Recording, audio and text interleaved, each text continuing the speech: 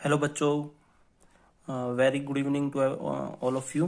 तो 28 तारीख को आपको केमिस्ट्री का एग्ज़ाम है और केमिस्ट्री के जो इम्पोर्टेंट टॉपिक्स हैं उनके बारे में मैं बताऊंगा।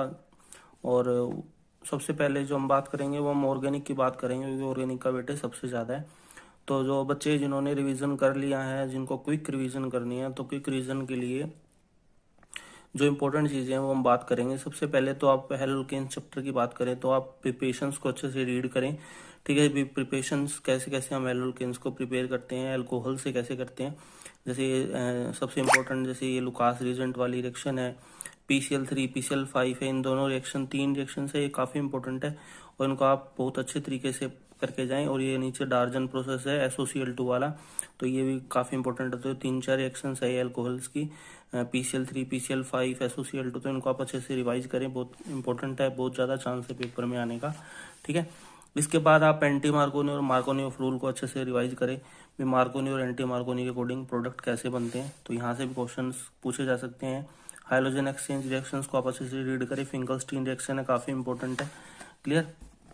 उसके बाद आप ये सैंडमे रिएक्शंस पढ़े, अमाइन से हम हेलोकेन्स को कैसे प्रिपेयर करते हैं। क्लियर है।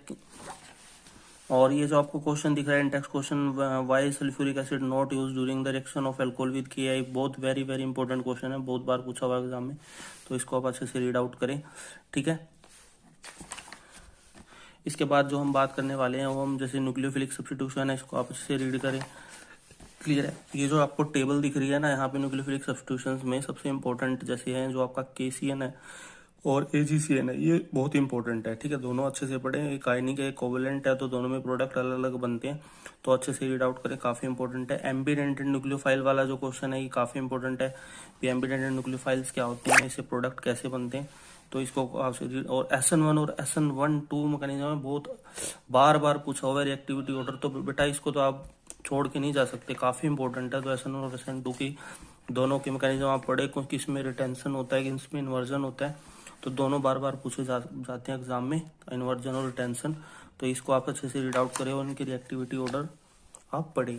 ठीक है, और जो ये कार्बोकेटाइन्स है इनकी स्टेबिलिटी को आप अच्छे से रीड आउट करें, बेंजाइलिक है, अलाइलिक है, सेकेंडरी बेंजाइलिक है, इनमें से कौन सबसे ज़्यादा स्टेबल होता है, रिएक्टिविटी ऑर्डर किसका ज़्यादा होता है।